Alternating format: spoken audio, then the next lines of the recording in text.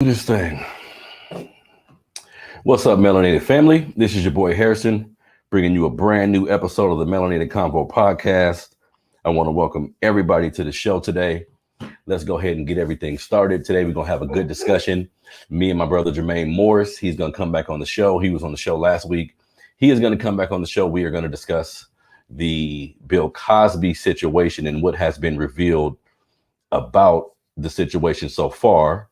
And really just a just a glimpse into what Black society can learn from this brother, right? What can we learn from this situation? Now it's still early. Let me see something here. Let me hold on one second, you guys. It's still early, so other things can come out about him being released and in other charges that may be brought up, because we know how these people can do shit at times. But me and my brother is going to just talk about what this means for our community, because, you had a lot of conversation about this. You had a lot of people who felt, since it was so many women that accused him, that he must have been guilty. You know what I mean? Some people were going to feel that this doesn't necessarily vindicate him because supposedly he was released on some sort of glitch or something like that. So we're going to get into it. Let's see here. Hold on one second. Okay, let my brother know I just sent him an email so we can get back to it. Also, if you're listening to this on one of the digital platforms, Spotify, Apple Podcasts, Overcast, any of these things, please leave a comment on the show. Remarks and reviews of the show does something positively to the algorithm. So please do that if you can. If you're watching it on YouTube, if you're watching it on Facebook, please hit the like button, subscribe if you haven't done so already. I'm doing this on StreamYard for the first time, family. I'm doing this on StreamYard for the first time, so bear with me. I'm going to just do a real check here to see how everything is looking on the other platforms that is being live on right now. Also, what we're going to do today, the topic will be around Bill Cosby. The topic will be around Bill Cosby. That's the news story as well, basically. So me and my brother's going to get into that. We also going to talk about the Black businesses as well. As you know, here on the Melanated Convo podcast, something else that we do here that's extremely important to me personally is we talk about Black businesses. We have a Black business spotlight where we highlight different businesses around the country. Sometimes we highlight local businesses. Sometimes they're from everywhere. Today, we're going to focus on a couple of local businesses. Today, we're going to focus on a couple of businesses that are actually, my family business and my business. You know what I mean? So we're going to get into a little bit of that. So for the Black, so again, like, subscribe to the Melanated Convo podcast on iTunes, all the digital platforms. You're watching it on YouTube, please subscribe or follow the Melanated Fathers TV Facebook page. If you're on YouTube, subscribe to the Melanated Fathers TV YouTube page as well, so you can be updated when we drop new shows and things of that nature, right? So for the Black business spotlight today, the businesses that we're going to talk about, like I said, my family businesses. The first business, my family owns a funeral home called Thompson Rose Chapel Funeral Home here in the Sacramento area. This is a family-owned funeral home. This is a family-owned funeral home. This is a business that's been in the Sacramento area since the 50s. My family has been lucky to acquire the business maybe 4 years ago. So this is a funeral home that serves the Black community here. Well, all people, but it is considered a Black funeral home because that's most of the guests or most of the customers rather. Are African-American people or melanated people. But, a business is supposed to be a business. So you're going to accept anyone, you know what I mean? You're not going to discriminate based on how someone looks, but we are considered a Black funeral home. So at this funeral home, of course, you can do full services. You can do cremations. You can do memorial services, just a different array of options available if you're just looking to cremate your loved ones. Sometimes we're not keen on talking about death in our community. We like to shy away from death. We like to shy away from what is going to be the inevitable for all of us. You know what I mean? Let me bring my brother Jermaine on right now. What's up, brother? Can you hear me? Inevitable for all of us. You know what I mean? Let me bring my brother Jermaine on while you. Can you hear me? Can you hear me talking? No. Yes, yeah, I can hear you now. I can't hear you. Okay, hold on one second.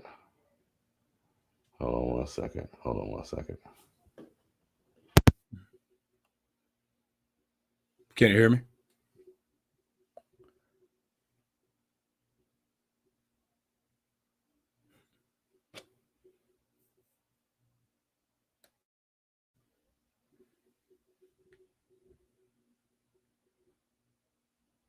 Excuse me, boss. You have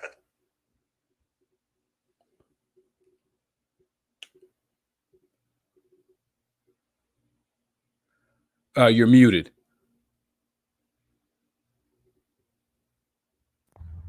Can you hear me? I can hear you now. All right, good stuff. I was trying out this little boom mic that I got. I think I'm gonna try to hook it up a little bit later. Oh, okay, no problem. But once I plugged it in, I couldn't hear you. All right, what's up, my brother? Man, how you doing today? Hey, man, ain't nothing. I was like, you know what? That's something timely to talk about. You know what I mean? It happened today, and of course, I have a lot of opinions about it. You know what I mean? Man. All right, so like I was doing, Jermaine, just real quick, I want to continue with the Black Business Spotlight. First business, like I was talking about, is Thompson Rose Chapel Funeral Home. As much as I do the Black Business Spotlight, I rarely talk about my family business. I'll be so focused on other people sometimes. So like I was saying, Thompson Rose Chapel Funeral Home family, if you guys are in the Sacramento area, like I said, I speak about businesses that are local, sometimes businesses that are around the country. Today, we're talking about two local businesses. Both of them are mine, or I'm associated with both of them. So the first, like I said, is Thompson Rose Chapel Funeral Home here in the Sacramento area. Cremations, full services, memorial services, really reasonable prices. I mentioned earlier that we are a Black funeral home. That's just based on the clientele at this point. But of course, we serve everyone. You know what I mean? It's a business that'll be happy to help anyone with their loved one. And like I was telling them, Jermaine, many of us don't like talking about death. We don't like talking about, our timely demise or whatever. But it's always important to, if let's say you don't have a family member that's sick or need our services right now, ask yourself, do you have life insurance? Exactly. How much life insurance do you have? Are you planning on taking care of people when you die, or you just want to get enough to make sure you taken care of? You know what I mean? So these are important conversations because, my wife has been in this business for 20 some odd years. I am fairly new to this type of business structure. But one of the biggest things that we see is people, when, there's a room available where they sit and talk about the particulars of what the family member may want, what the final steps will be. And in that room, the biggest conversation or the most frustrating conversations that the family members have is always pertaining to money. Yeah. It's always pertaining to who's going to pay what. This is a revealer of saying something, because I can't speak to other communities as far as this is concerned. I've only seen this when it's us in particular. So I'm listening in and I'm just getting perspective. And sometimes for some people in your family, it's a revealer of how well they're doing or not doing. Because if they had the money and they love the person, they're gonna say, forget the money, take what you need. This is my auntie, my mama, my cousin. I just want to help. But sometimes if, you're an adult or elder or someone like that in your family, and they come to you in these moments and ask for money, or you realize you don't have it, sometimes if you have a certain mentality, that'll bring out frustration. And now you want to fight, and now you want to cuss. And a lot of it is just because this shed a light on how well you may not be doing in life. You know what I mean? Exactly. You know what I mean? So Thompson Rose Chapel Funeral Home, even if you want to do pre-planning, let's say you're someone who you're not thinking about your death like that, but you say, you know what, I have life insurance, but I also want to pre-plan directly with the funeral home. This is always a possibility as well. Also, we have people, the guy who helped me get my life insurance, because I've only had life insurance for like 4 years. So I was just like everybody else. I'm not going to front like I've been having it figured out. You know what I mean? But I feel better now just knowing that my kids are going to have a legway and they'll have resources to get in my house, or I don't know, whatever the hell they want to do with their money. Huge but difference. You may know what I mean? So that's important. So even if you don't know anyone, go to our website, leave us a message, call the number on the website here. I'll pull the website up right now because I got this little new technology. You know what I mean? I just show it. You know what I mean? But go to the website, contact us some way. We have people who do life insurance. You know what I mean? We have people do life insurance. You may know somebody that does life insurance. You may be on the internet and see somebody going up and down a timeline talking about they offer life insurance. And because of whatever's going on in your life or your mental at that time, you may not even see it as something that's important. But family, let me tell you, get on that.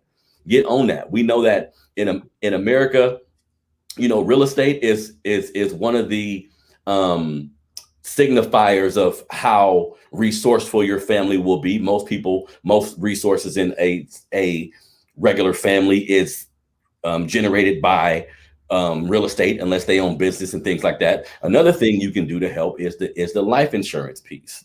You know what I mean? So you can just be at ease. So if something does happen, you guys can just plan. You guys can just, because people are grieving as it is. So to mix your grieving with financial complications can really stress you out even more. So Thompson Rose Chapel Funeral Home, go to the website, thompsonrosechapel.com. On the website, not only will you find a lot of our information, but you'll find resources there as well. So if you just lost someone or you've been dealing with a family member that hasn't been here for a while, whatever the case may be, there's questions that or there's information on there about that. If you want to pre-plan, there's information on there about that. If you're dealing with difficulties in your family from someone passing and finances not being right or old wounds being brought back up, there's resources about all of these things on the website. Again, that's Thompson Rose Chapel, thompsonrosechapel.com. I know we don't like thinking about these things, but it's important that we do plan for the future. Next business. Hold on one second. Let me take this one off. Next business will be my business, Antelope Mobile Notary Services. Again, this is a local business. I'm sorry if you're not in the Sacramento area. You know, this doesn't necessarily pertain to you, but maybe you can start a business like this yourself. You know, maybe this can inspire you to want to do something like that on your own. So I have Antelope Mobile Notary Services, where I offer notary services in the Sacramento area and all the surrounding areas, power of attorney, affidavits, healthcare directives. You have a kid that's traveling to a different country. You need to get those things notarized, adoption papers notarized when you're refinancing your mortgage or taking money out on your mortgage. A lot of these type of documents need notarization. So give us a call, 916-545-0950. I cover the entire Sacramento area. I probably have the lowest prices in Sacramento. I have some discounts available if you go to my Google page. If you Google Antelope Mobile Notary Services, I have 15% off for everybody in the Antelope area right now. You know, that'll change. I think August 31st, we'll switch it to different parts of Sacramento, but it's a very needed service. So if you have legal documents in the Sacramento area and you don't want to travel, you want the convenience, because that's really what it's about. If you want the convenience of being able to have someone come to your home, facilitate this for you, give us a call. Again, that's Antelope Mobile Notary Services, local business, 916-545-0950. So that's it for the Black Business Spotlight. Again, if you're listening to this on one of the digital platforms, Overcast, Apple Podcasts, Google Podcasts, Spotify, all these places you can find the Melanated Convo podcast. Please leave a review. The review positively affects the algorithms, so they see it, brother. You know what I mean? Because we want as many people possible listening. That's what we're doing it for. If you're listening to it on, because I'm streaming live right now on the Melanated Fathers TV Facebook page, please follow that page. Follow everything that we're doing. If you're listening to it or watching on the Melanated Fathers TV YouTube page, like the page, subscribe to the page, man. So let's get everything going. I got my brother Jermaine Morris here. Man. Like I said, I want to bring him on. Well, he wanted to bring me on. He wanted to have this conversation because the Bill Cosby topic was really heavy in our community. Everybody had so much to say, whether you liked the brother, whether you thought he did nothing wrong, whether you thought all of those women were correct. This is just very interesting, right? Yeah. So what were your first thoughts, Jermaine, when you seen that he was released?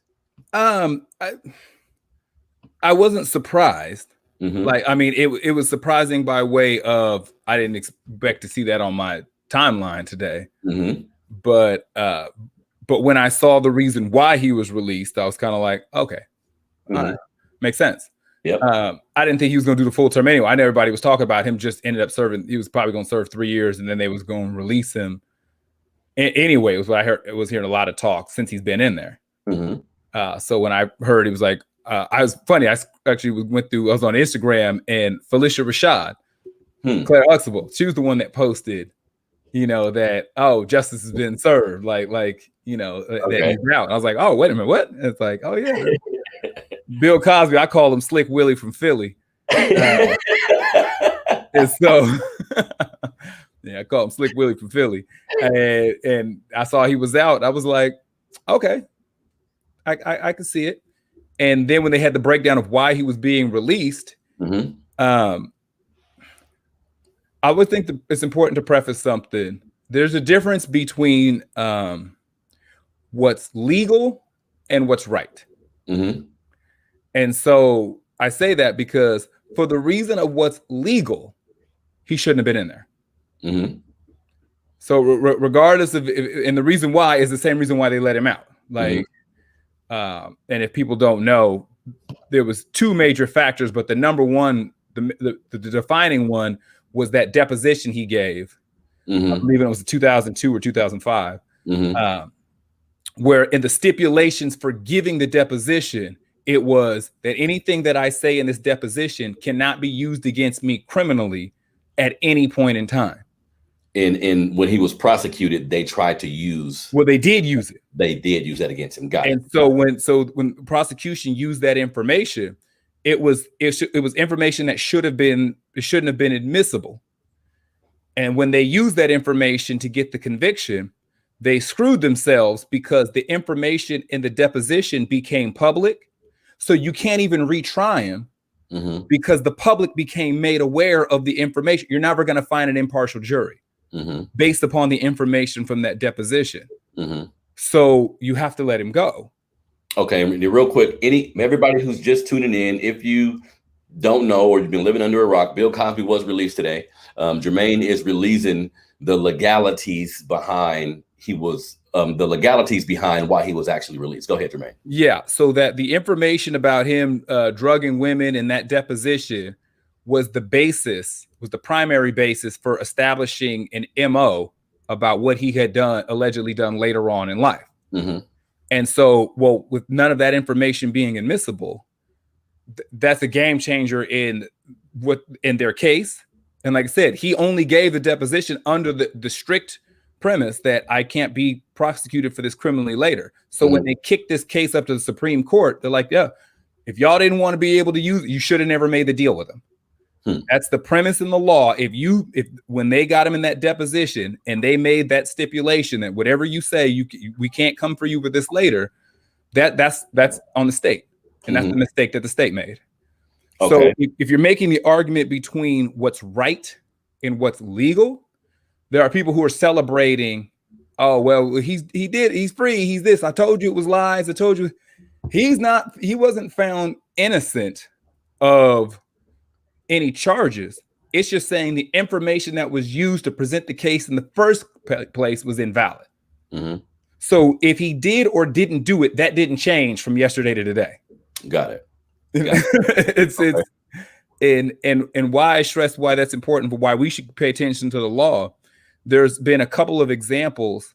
So we're in Northern California, because I know people listen to all these things everywhere. And you may remember the Lacey Peterson case. And Lacey Peterson was a woman who was allegedly murdered by her husband when she was pregnant, Scott Peterson. So by the law, Scott Peterson is going to be in prison for the rest of his life. If you're going off of what's right and what's law, legally, Scott Peterson should not be in prison right now. Wait, why do you say that? Because there were no eyewitnesses. There was no murder weapon. There was no physical evidence that ties him to murdering her. The closest thing that they got is that they can place him at the scene of the dock where they believe her body was initially dumped in the water. That's the closest. So, I mean, by best case scenario, you can say he was involved.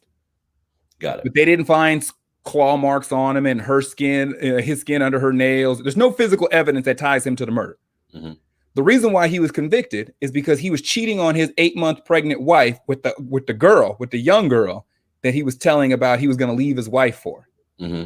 And in public opinion, he was a POS.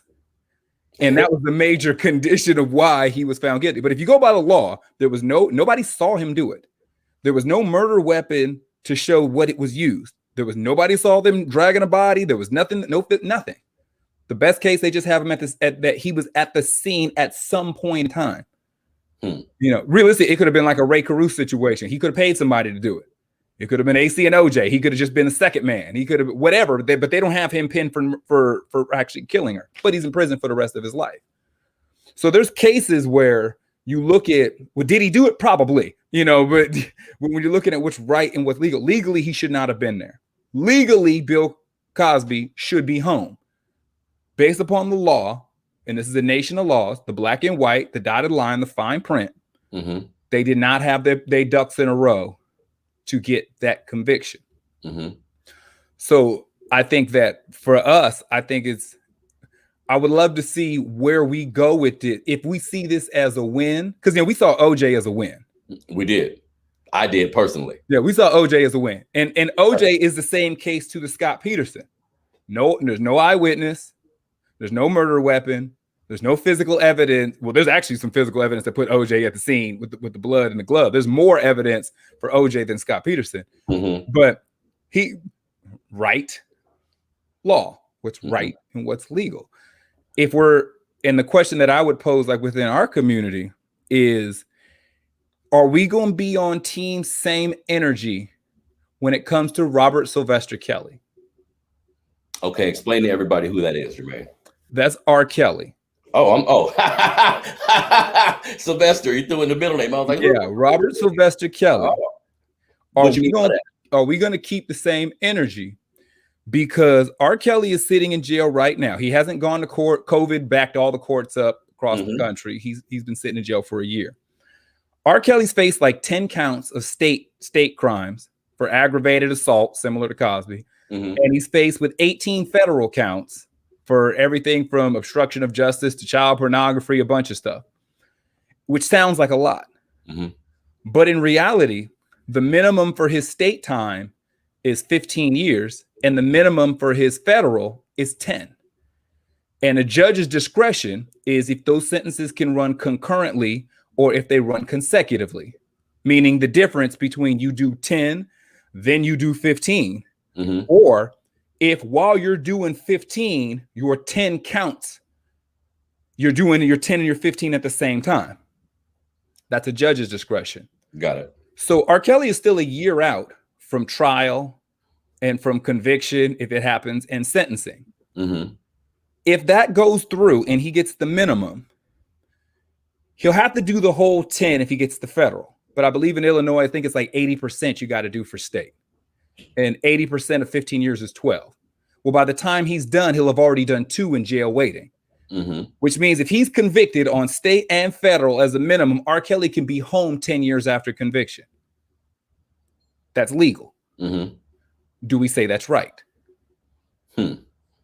Now, on your first point, as far as how our community is going to view the Bill Cosby situation, I don't think many people, some will, but I don't think many will dig into it the way that you have.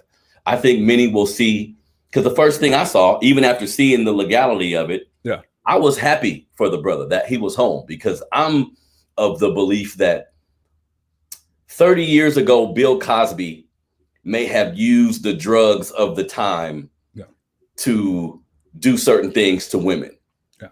Should he be convicted at this point in his life? Was it as many women that came forward? See, I have too many questions about this situation to fully condemn him. You know what I mean? Okay. Because at the same time, I understand that when Bill Cosby was, he's had some choice words for the Black community. He said some right things in the wrong way, which made me look at him a little weird. You know what I mean? So I thought, looking at everything that he's going through now, to me, a part of what we're seeing in his situation is like a systematic push to put him in his place for some reason.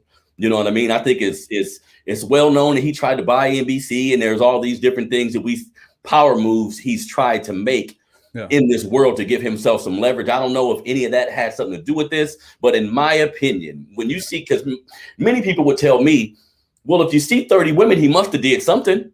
Yeah. Bullshit. I personally don't believe that. I think lawyers are good at their job and they can go find people that they need to facilitate whatever that purpose may be. And that could have been a lot of what was happening to him. And you know, with America, it's so weird for me because, like I was saying about the COVID-19 shit and the vaccines and everything, I want to just take what they say on face value and cut on the news, and that happened, and that's real, and begin to gain perspective by what I'm watching or by what I'm watching. But too often in the news, too often in our society, everybody has a goddamn agenda. Yeah. So it's difficult for me to trust the country in that manner. So I think Bill Cosby has done some things wrong. And I think we have a system that kind of makes money and kind of enjoys seeing people in general in a certain position, but especially black men in a certain position when this is supposed to be America's dad. You know what I mean? Yeah. So I still feel for the brother, and I hope, because he's 80-something years old, so we don't know how much longer the brother got here on earth with us. But I hope when he comes out of this situation, he's more understanding of, regardless of who you are in black society, the amount of money you have, what you've done for this country, none of that shit matters, in my opinion, when they want to come and get you. And he's a prime example of that. Now, with the R. Kelly situation, like you were saying, what's legal and what's right. Yeah. Many people may not like my take on the R. Kelly situation, but I personally don't think the brother should do life in jail or any. I think R. Kelly is sick. He was molested. He molested kids to a degree. He should get time in jail, and he should get a lot of goddamn counseling. That's what I think. And this is my clause for the R. Kelly situation. Okay. The only way he can get time is if any parent of a young girl who was under 18, if they get jail time too, then I'm for it. Everybody accountable, because we're talking about minors. Yeah. He didn't kidnap girls and bring them somewhere, and they found them beaten and dead and raped them. They were chauffeured to the house. They were dropped. Parents willingly offered up their young female daughters for the possibility of some type of payoff. Your ass gotta pay too. Okay. I don't want probation or fine. No, you got to go sit in jail too. If you don't want to go sit in jail, then you got to throw out the case against this man, and he needs help. Should he be just let back into society to pee on young girls? Hell no.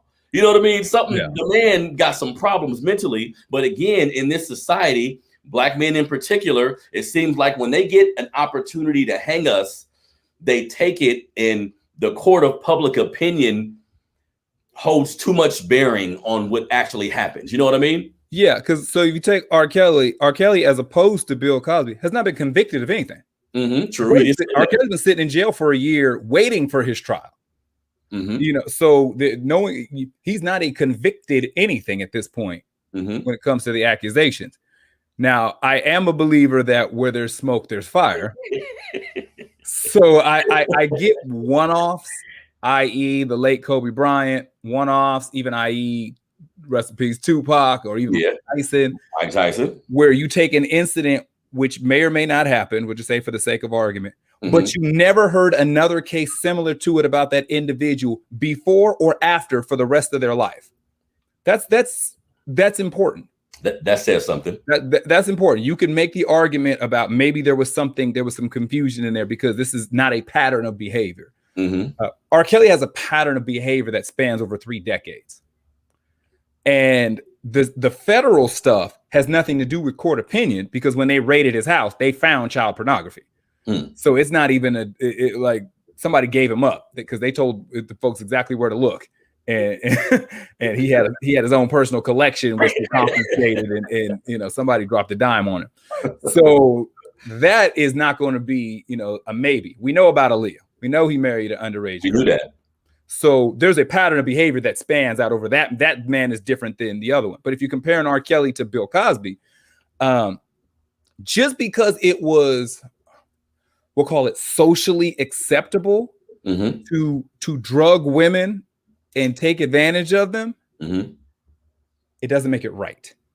Yeah. So if at all there are 5, 10, 15, or one woman sitting somewhere who felt that she was taken advantage of in that situation, then he need to go. Mm-hmm. If you're saying what's right. Mm-hmm. Like, I know when the big thing is when you're like, well, there's 30, 40 names saying he did this, that, and the third. And when you pick through all of them, there may be some discrepancies. Mm-hmm. But there also may be some truth. Mm-hmm. You know, but when you're saying what's legally Bill Cosby should be home based upon what the law is and the way they got him. And but I think that it's important that we stress that it's legally is why he should be home. Excuse me. You know, because the deposition he gave freely. And when he talked about, you know, drugging women and all that, he said it freely, he said it openly, and in his interpretation, he said it honestly. So these things took place. It was just almost like when you go to confession at church, like, I'm just getting this off my chest, but you can't do nothing with it. So when he got it off his chest in that deposition, all those things he saw, he believed happened. That's still some behavior that can warrant some jail time. Now, let me ask you a question. Okay. so let me ask you. So, because see, I think, and I don't know, you can answer this, or maybe somebody watching can. If we're talking 30 years, I think that's too long. Now, if we talking 5 to 10 years, 12, 13, he did this, then to me, any man drugging a woman, like you said, even if it was socially acceptable, I was just saying, I'm sure that's why it happened so much, because it was more socially accepting then. I don't know of too much of that happening now, like in the club atmosphere. I'm not sure. It does. So I'm a firm believer in history, and that we don't paint the picture of revisionist history. So if you go up until about 20, 25 years ago, super intoxicating a woman, drugging a woman, any of those things was still socially acceptable. Like, even in the 90s, let's remove what happened in, you know, everyone want to say what happened in 1950, 1960, 1970, the 90s. Getting a girl drunk to try to do something to her was still socially acceptable amongst men. Let's not act like we were super evolved in 1996. You know, that was still a very common practice. Even into the 2000s, where we had the onset of like GHB and a bunch of date rape drugs, which became much more popular. That was a common practice. And even dudes who they faced charges then, it was still gray area of what to do with them. Because you're saying, well, did she? Yeah, she was okay with the weed. She was okay with the liquor. She just didn't know about this. Okay, well, you know, maybe kind of sort of. And a lot of dudes were sexually assaulting women who went home. So it's not like we're talking about an era that was just 30 years ago. That's what we used to do, but we don't do that anymore. It's still so common that they had to recently change the laws in a lot of states in the last 5 years, that if you have sex with somebody who's intoxicated, that's against the law. Like, it doesn't matter if you're both adults. It doesn't matter if you both went to the bar, if you were both okay with drinking, if you were both cool with going home with one another. If one of you can say, I was not in my right mind, a law was broken. And this is stuff that they put in place in the last 5 years. So this is a culture that has been very prevalent. Like, this is not a new thing. So and for Bill Cosby, if anybody did it to anybody 30 years ago, just because you moved on with your life does not mean the person who you victimized did. And so this idea that, well, that was 25 years ago, everybody should be over it. They're not.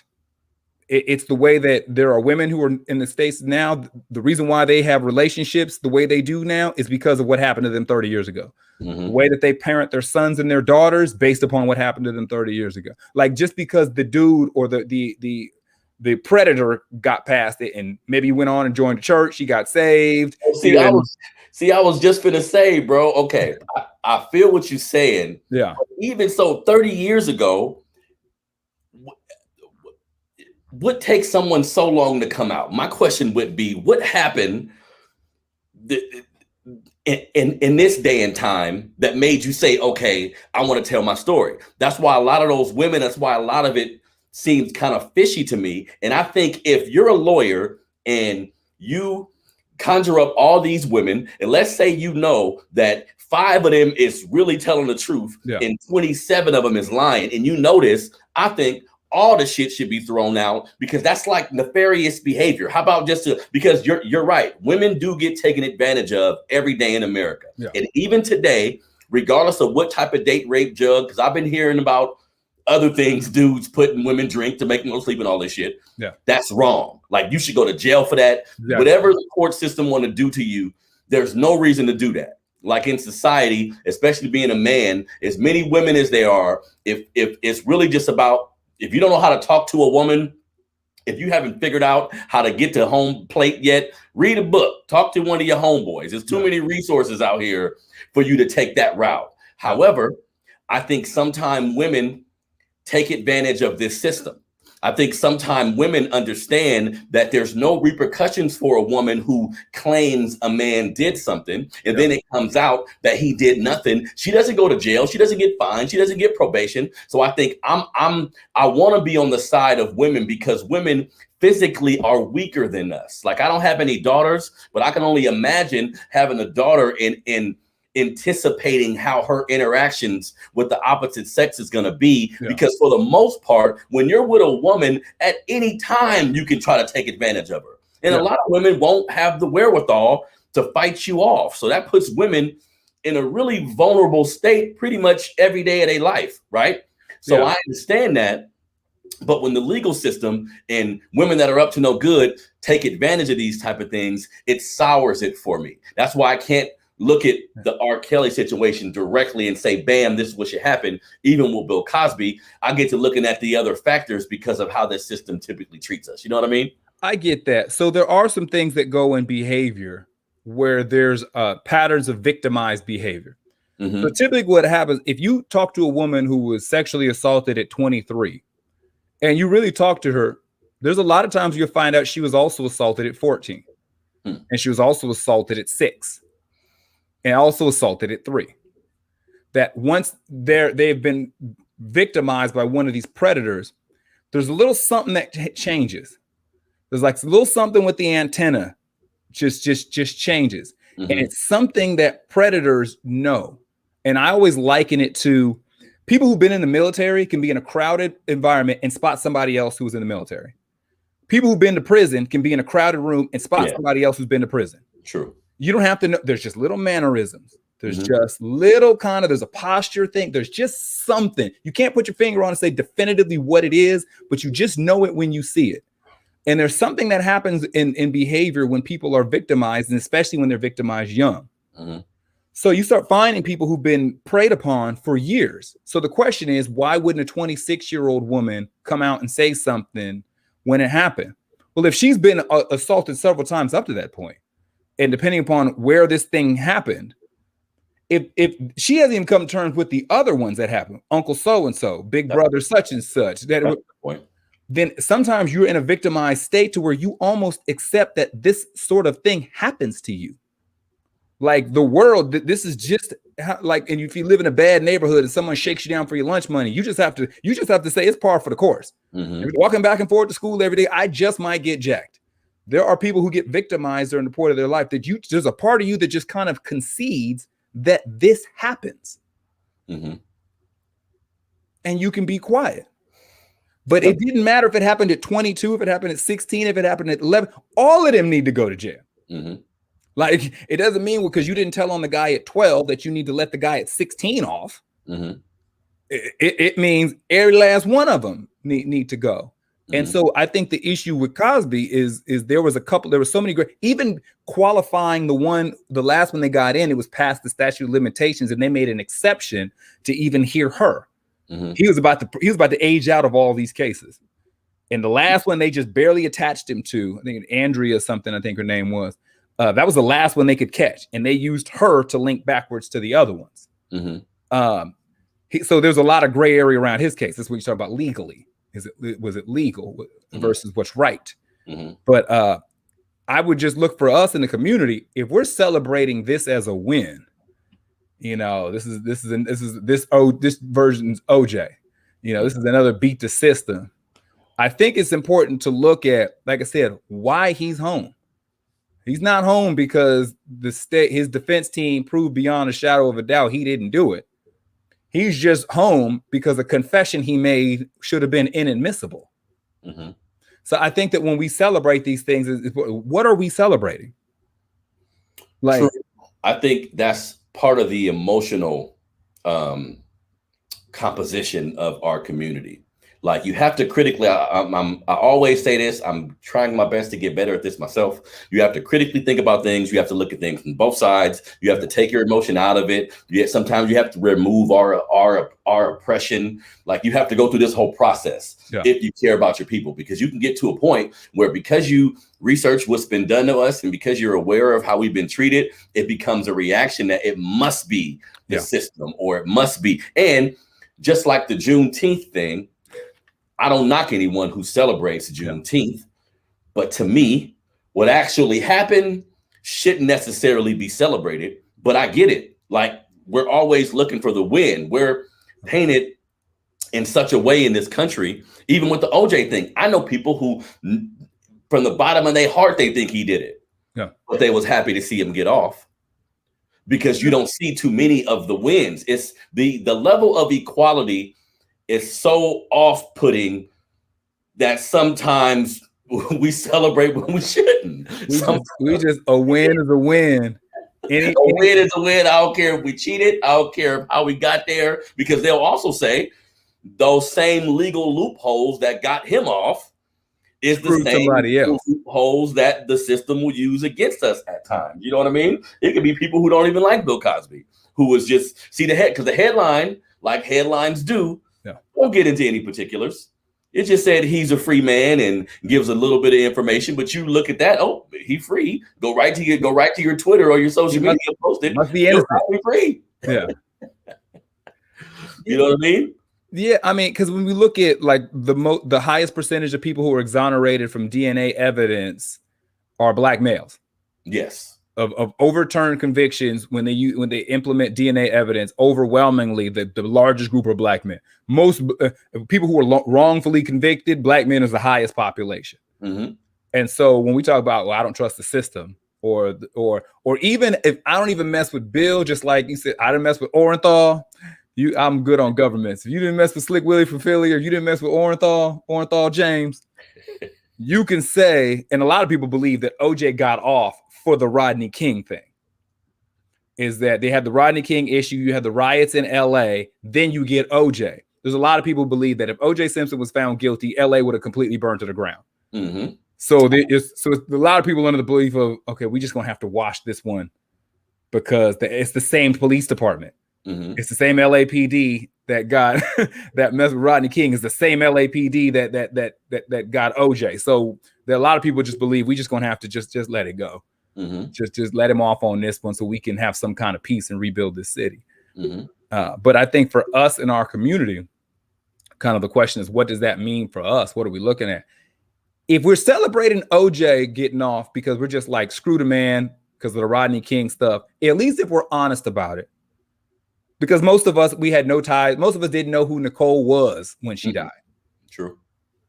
We didn't know nothing. Didn't know but nothing about his life that way. OJ wasn't messing with Black folks like that. Mm-hmm. You know, we wasn't, you know what I mean? Like, we wasn't in his business like that. Most of us didn't even know her name until she was dead.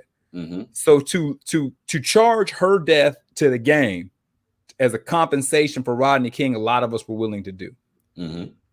With Bill Cosby, if you're saying, okay, I'm just supporting, this is a legal loophole that 30 years it circulates back around, lets a Black man off for all the ones who shouldn't have been convicted. If that's your celebration, then at least let's call it that.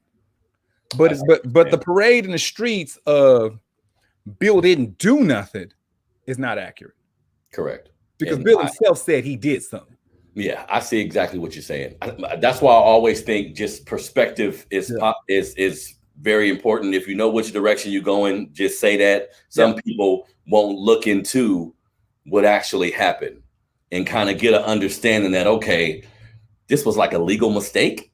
You know what I mean? They thought they knew when they got the deposition that the state had said it's not going to be inadmissible.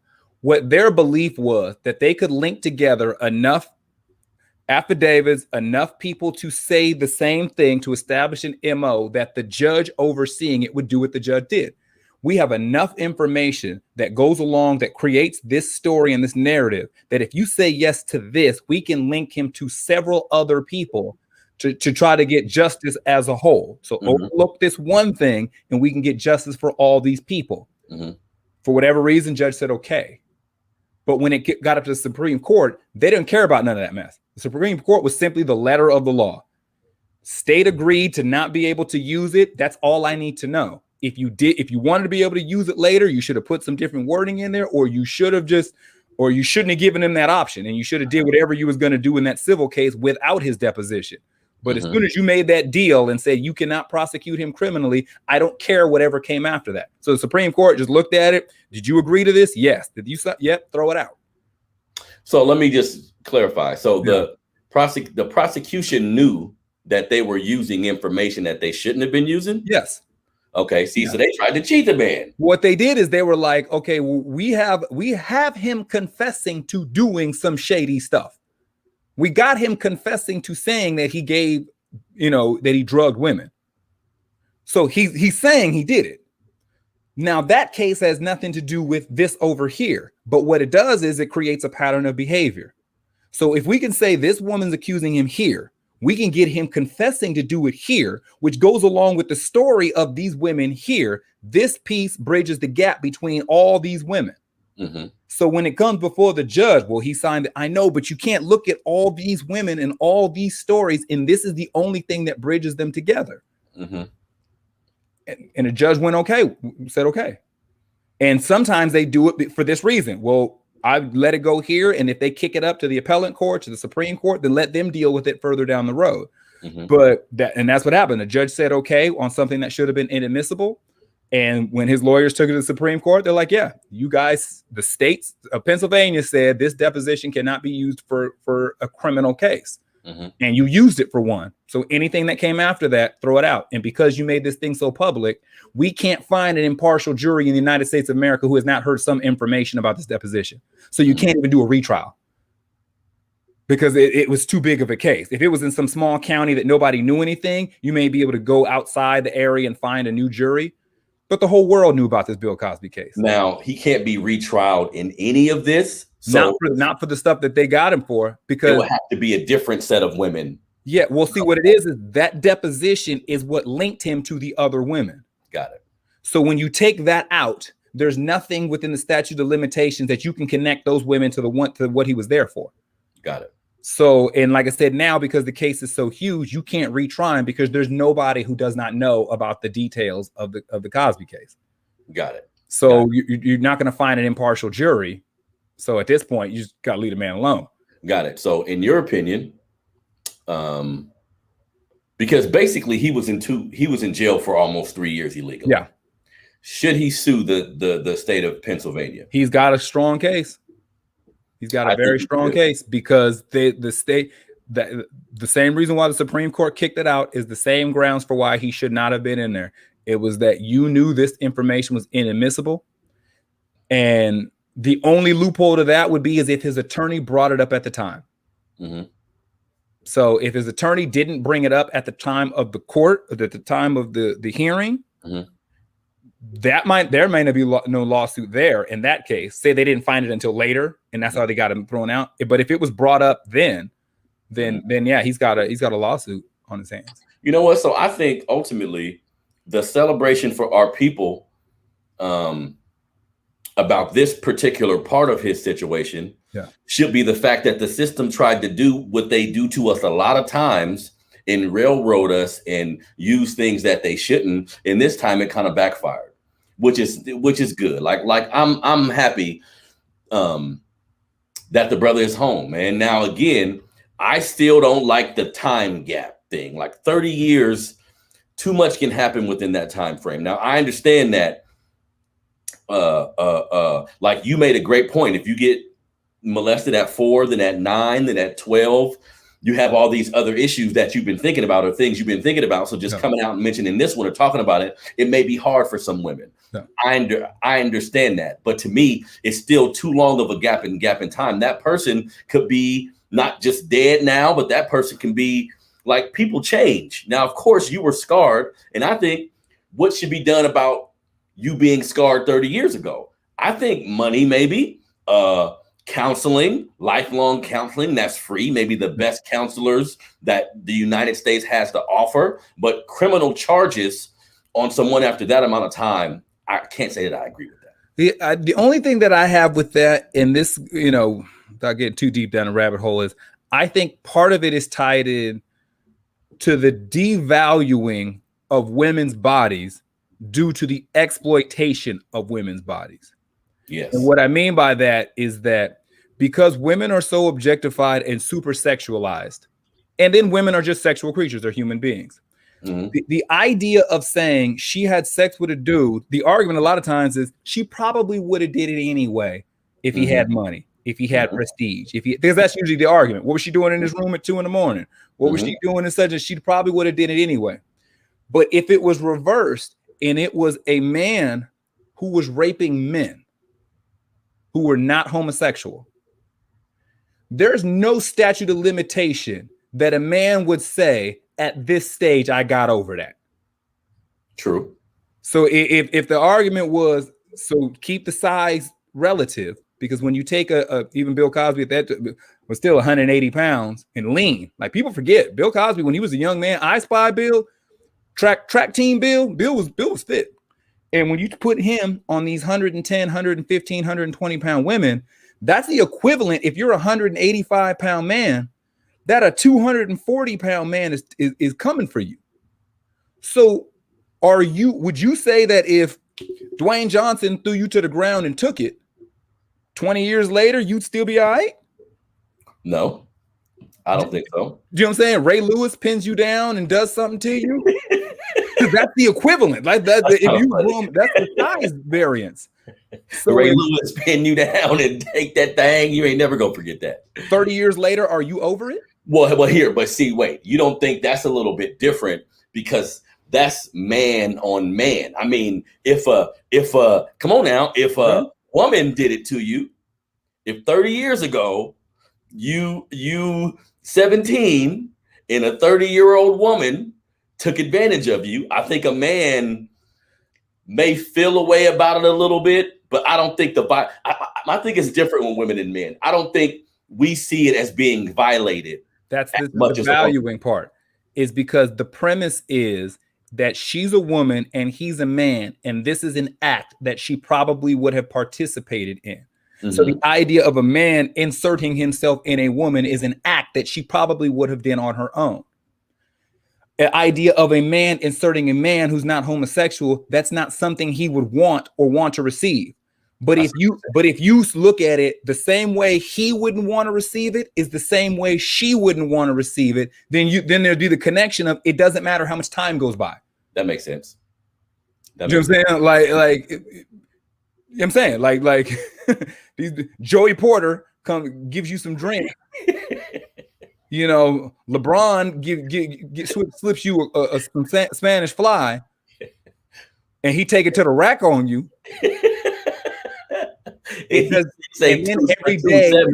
every day you're seeing him on TV, and every day you're seeing he's got movies coming out, and he's got shoe deals, and everybody's telling you how great he is. Mm-hmm. But that's not your experience with him. Do you know what I'm saying? Like, and that's when I think that's why that statute of limitations thing does not hold up, in my opinion, because if LeBron took it from you at 22, you could be 52 and you still gonna have problems. Mm-hmm. That's not that you're not just gonna take that on the chin and just happens. Like, you're gonna be messed with forever. Yeah. And I don't think we value women that way. Like, we would value ourselves if it was us. We got dudes coming from prison all the time and never write again. Mm-hmm. True. Over some stuff that they don't talk about what happened to them. True. So I think fathers, especially in our community, because you're right, I don't think anybody should take advantage of women. Sometime a man will look at a woman how she's dressed and say, well, why you dressed like that, right? If you didn't want this, why are you giving off? But in the defense of men, like for all the men who got daughters, I would definitely say that you have to be very careful with your sexuality. Like you can't use it for good and then when some shit pop off, act like you a victim. Because I know a lot of women who understand how this dynamic works. So they're going to use their body.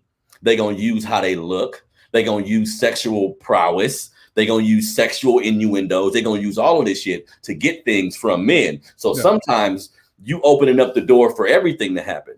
If you're using your sexuality to get stuff out of men, or if you're using your sexuality to move forward in America because you know how it works, then while doing this, you get someone who takes advantage of you.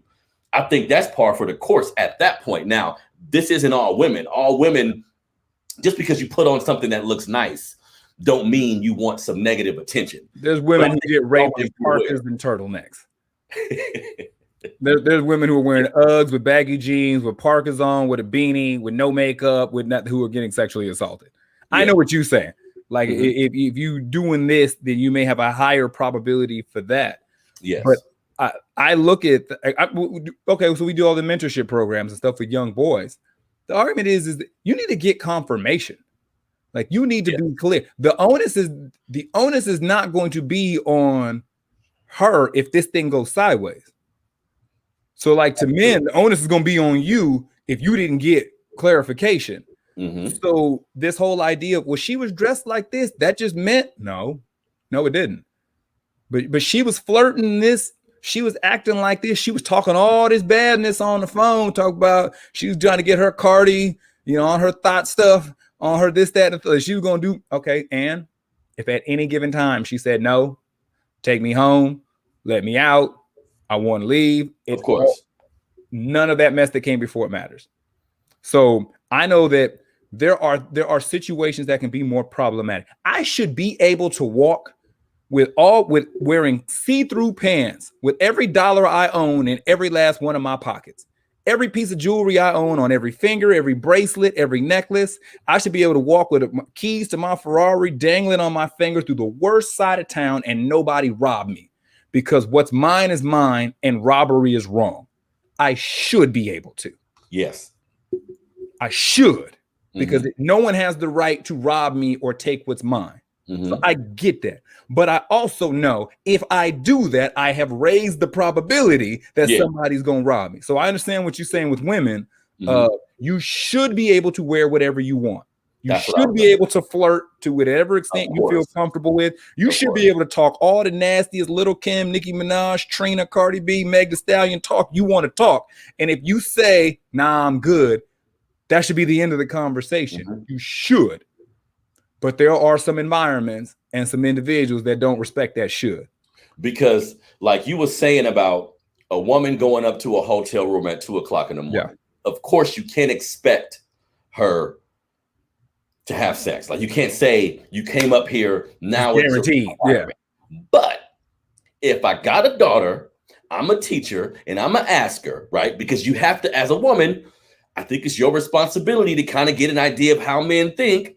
I'm gonna ask my daughter, what the hell was you doing up there at 2:00 if you know you wasn't going? Because most men think that way. So like you were saying, she should be able to do that, and she can. There will be dudes she do that to, and at 3:30 she say, "I'm out of here," and he'd be like, "All right, bounce." I mean, I ain't tripping, but you raise the probability when you put yourself in a situation like that. You know what I mean? So I think women can learn from because like you were saying, young men can learn that make sure you get the okay.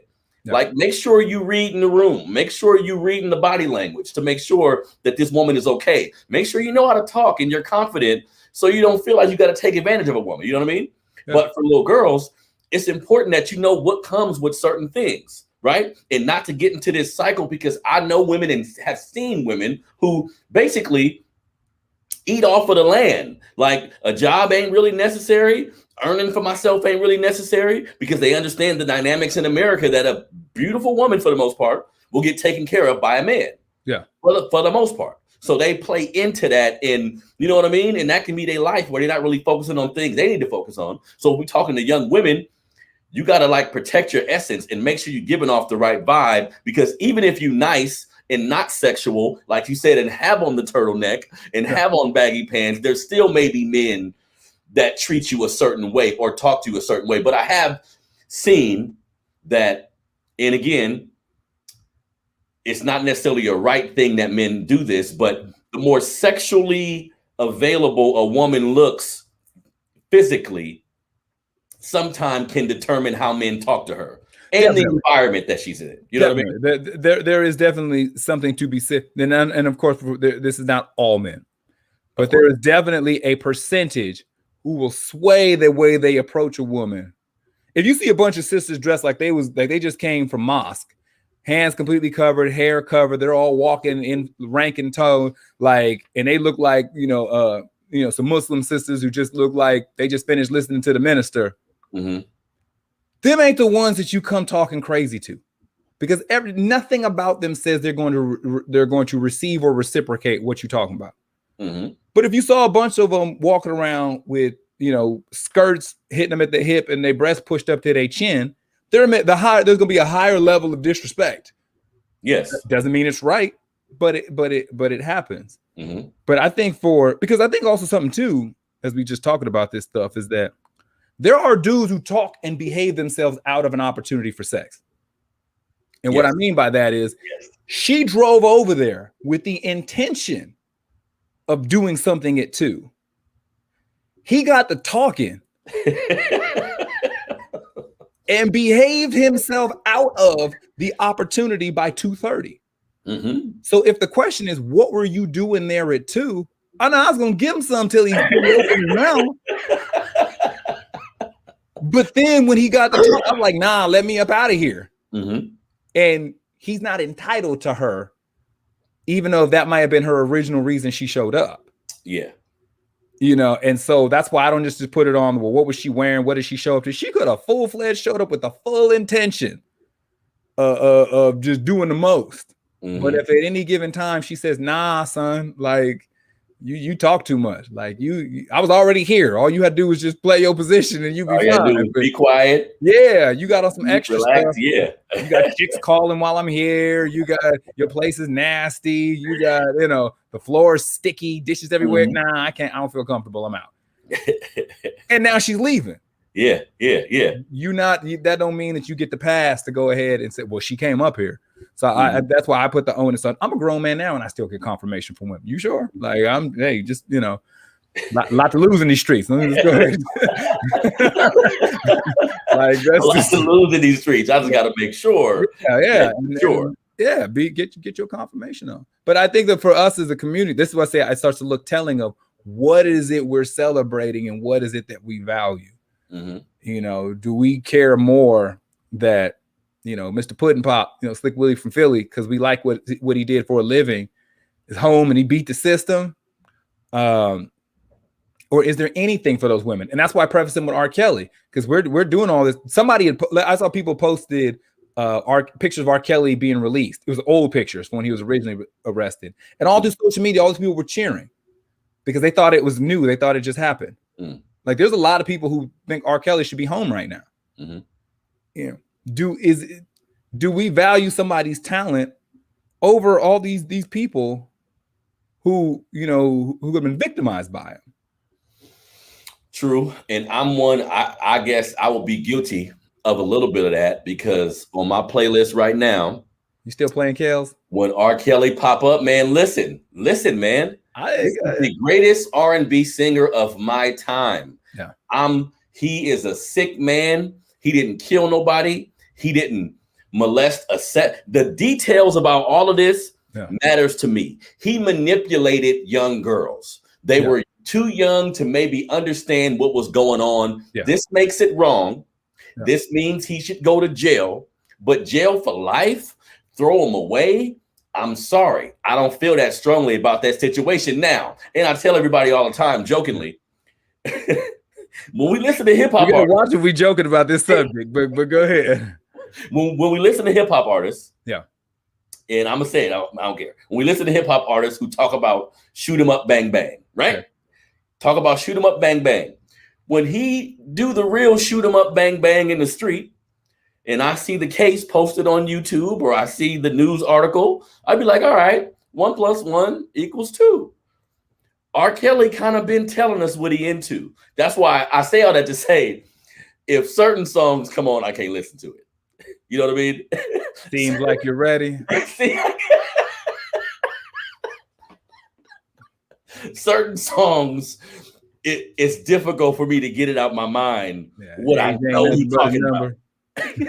You know what I mean? So he was telling us what in that. See, that's another thing about his situation.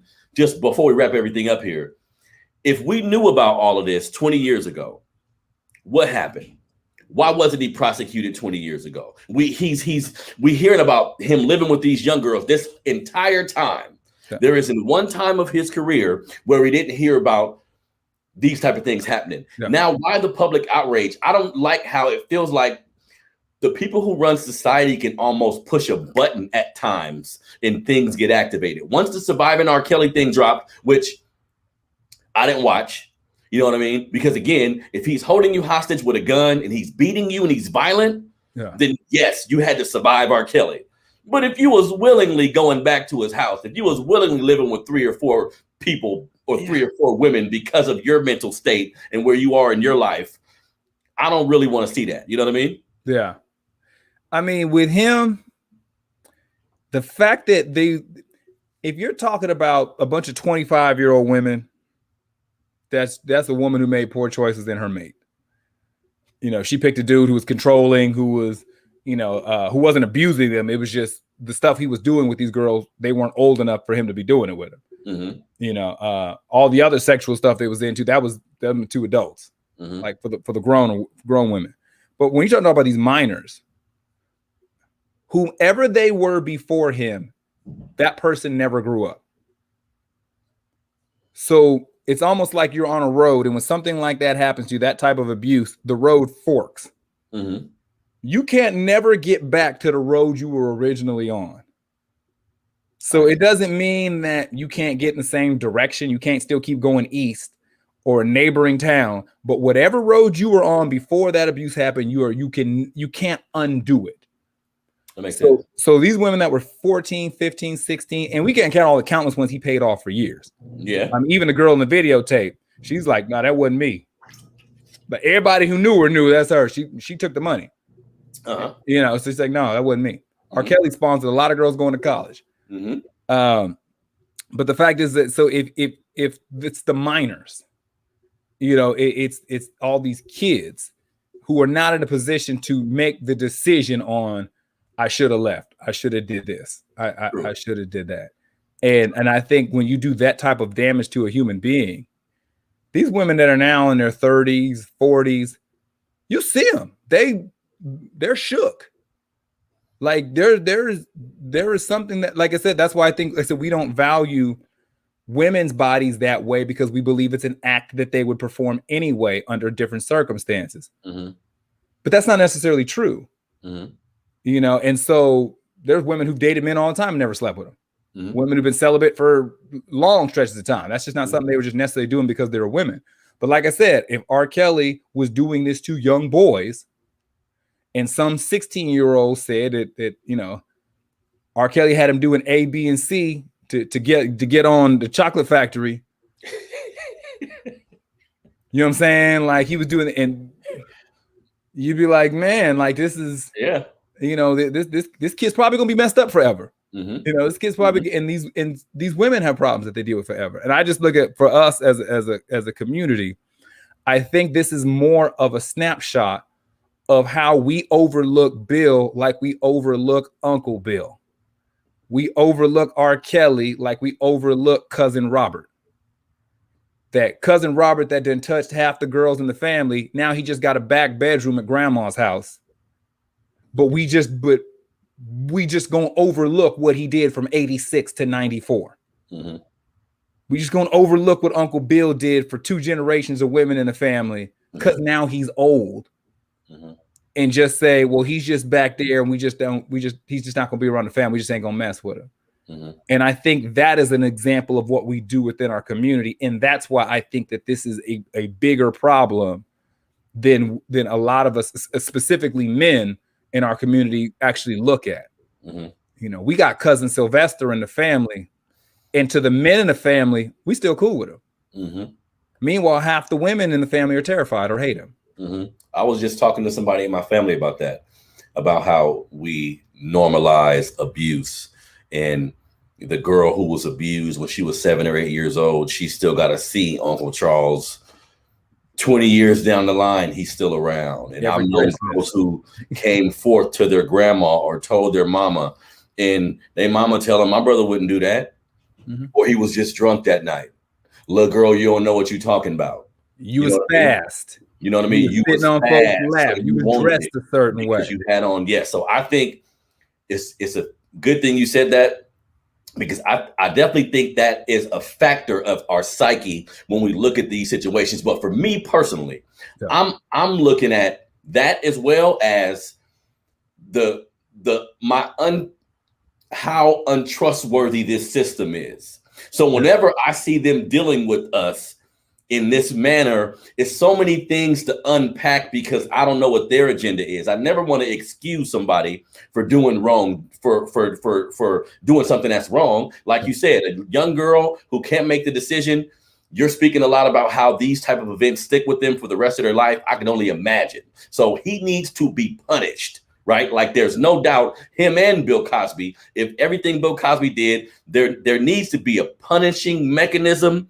But how you go about doing it, who's included with it, I think all of those things need to be handled delicately, because when I'm watching it again, I'm not sure where to separate, okay, this is exactly what he done, from this system wanting to make an example out of him. And sometimes I'm just tired of needing to separate both when it should just be straight up and down. You know what I mean? Yeah. But to understand what we've had to go through in this country, it's not that simple. But it's important for us to look at all the details, make a decision for yourself. I think with social media and just how the internet operates today, everybody is on some sort of bandwagon to a degree. Yeah.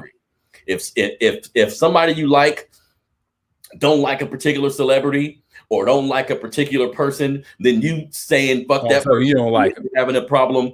I think all that needs to stop. Like us right now, critically talking about Bill Cosby, I think when things happen in the public, it's okay for you to speak on them. If you want to add perspective or add your opinion, go right ahead. But what I'm learning and what I'm never going to do again on any of these platforms is create a environment where I'm being the judge and jury for a particular person. Yeah. Or I'm slandering somebody. You see what I'm saying? Yeah. Because sometimes I battle with that. I mean, after we're done with this broadcast, this will be the next episode of my show. How I title the show is always important to me. Because what's the narrative? What is the belief of the conversation? I think that when we look at, like I said, so rather than saying which is, so I know you time wise, and saying, is this the system or is this something that the person's doing? Whenever I see things that pop up with somebody getting arrested for this or indicted on that, is this a direct correlation to what I see as a prevalent problem within the community? Okay, yay, nay, like this lets me know how much more of this system is it dealing with some. So is the molestation and abuse of our women in the community, is that prevalent? Yes, it is an alarming number of how many Black women have been sexually assaulted before they turn 18. Like ridiculous. And so put it this way, statistically, a Black woman is more likely to have been sexually assaulted than knows how to read by the time she's 18. Damn, that's alarming. Yeah. To say the least, yeah. Yeah. So the number is astronomical. So to say that, well, this man is being accused of this, and he's that's the system, that's the man. No, we really have a deep-rooted problem with sexual abuse that goes against our young girls. Mm-hmm. So I don't jump to the system because this is something that's prevalent. If you said, well, man, these Black dudes are all getting arrested for running and operating meth labs. Okay, that's not something we do. So if all of a sudden all these Black dudes all of a sudden start getting popped for these meth labs that are all run and operated by Black people across the country, that to me smells set up, because that is not something we consistently or statistically do. That's where I'm like, okay, something going on here. How many brothers you know running a meth lab? You know what I mean? Like, as soon as they try to make the first batch, they blowing the block up. Like this, like that's just not something we do.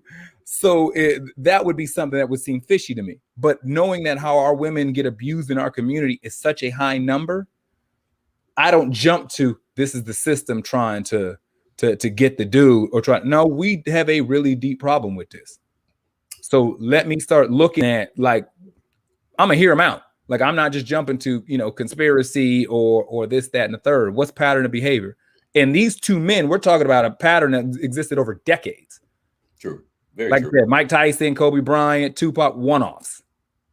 That we can get into the debate on what we think those individual incidences were. Mm-hmm. But when you tell me, when I know you did this, Bill Cosby confessed to drugging women. R. Kelly had to get annulled because he married a minor and fraudulently put some paperwork in to marry Aaliyah. So I already know you do this. Mm-hmm. So now it's just a question of how many times. I know this is in you. So I'm not jumping to conspiracy because you've already showed me this is something you're capable of. And I think within our community, we've got cousin Sylvester and Uncle Bill who have shown the family who he is, and he still gets to come around. He still gets to be at grandma's house. He still has access to children. He still keep, you'll hear your mom was abused by somebody, and so was your aunt, but then so was your sister. You're like, how has this dude been around for 30 years, touching 2-3 generations of a family, and he's still up in here? Because we do not value the women in our community the way that we should. Good point. Well, this has been a great episode, man. I think critically talking about how all of these things affects us is something we should all do, something we should all partake in.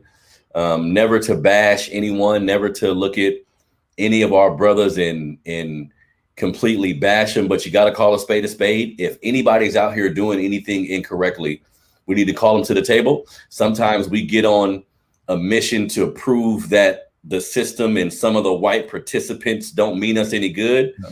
And that's fine. But some people in our community don't mean us any good either. Yeah. Some forms of trauma we've been dealing with forever. And instead of getting counseling or going to sit down and talk to somebody, we just normalize too many of the wrong things. We're strong. And I think sometimes that backfires because we internalize things and they come out the wrong way. You know what I mean? So talking about Bill Cosby, talking about OJ, talking about R. Kelly, all of these brothers, sometimes their actions are symptoms of bigger things, like Jermaine is saying. So if there's symptoms of bigger things, we have to address that. But I always think at the same time, being untrustworthy of the United States and how they operate, you got to learn how to separate the two, because sometimes, we be on some bullshit as men. And like Jermaine was saying, how men treat women in general now, because we can go to black, like our community, but like how the white man has been treating his woman, she's had a problem with him for centuries. I mean, just in general, how men treat women, that always has to be checked. So if you got sons, if you got young dudes around you, teaching them to respect women, teaching them to be comfortable with who they are, teaching them, like most men, in my opinion, most men don't know how to talk to women. Just flat out. Most men do not know how to talk to a woman that they're interested in, a friend or something, maybe, but a woman that they're interested in and they want to be intimate with, or they want to further things along.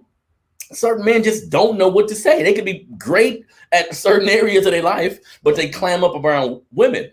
As a father, as a cousin, as an older person who's seeing that, try to talk to him. Try to make sure he's confident. Try to make sure he understands that the ratio to men and women is pretty high. I mean, the ratio to women and men is pretty high. Just relax. Be yourself. Yeah. Be confident. You should be fine, right? But if you see a young dude who's a basket case, who can't talk to women and is trying to use social media in a particular way to talk to women, and he's still not getting the response he wants, ultimately, this antisocial type of kid can grow up to be a man that violates women and do different things. So tap into young people around you who you know or you see maybe kind of awkward when it comes to girls, or maybe kind of awkward different areas of his life. Help them out. You know what I mean? Because I think if we had some of these young dudes who were taught differently by men, because sometimes we have men who have power, Yeah. That's a whole nother conversation. The men who are powerful and because of that feel they can do certain things, that's a different conversation. But I just know a lot of men who have trouble talking. They're actually the smaller number. Right. I think for, and China, you saying, I know we time was with me, I'm No, always go ahead. is that a lot of this stuff is because we don't love on the young men in our community. And when you grow up feeling insecure, you don't feel validated, you don't feel heard, you don't feel like you're in control of your life or the things around you, you find yourself trying to get that control somewhere. And that can lead to abusive behavior, that can lead to substance abuse and depression. Like, the fact is that you constantly feel disregarded, disrespected, and dismissed. And a big thing that, and I close out this and get out of here, there's something to remember, especially dealing with our young people. The opposite of love is not hate. We sit there and think that because we're not mean to them, or we're not rude to them, or we don't disrespect them, that we should be fine. The opposite of love isn't hate. The opposite of love is indifference. When you don't care one way or the other, that's the opposite of love. So when we're indifferent to all of these young people in the community, when we're indifferent to the way that the women are in our community are treated, we're indifferent to when we hear about these atrocities and these trauma things that are happening, that's the opposite of love. So when you don't care about how these young people are growing up, you don't care what's happening to these women, that's when that lets you know you do not have love for the people around you. You do not have love for your community. You are indifferent, and that is the opposite of love. Definitely. Well, we're going to end on that point. Good stuff. My brother, Jermaine Morris, glad to have you on the show. Again, this is the Melanated Convo podcast. Digital listeners, visual listeners, like, subscribe, keep in tune with what we're doing. Jermaine will be on my show more so we can chop up good game about important conversations. Don't forget to subscribe to Melanated Fathers TV YouTube page. Again, this has been another episode of the Melanated Convo podcast. We out. Hey.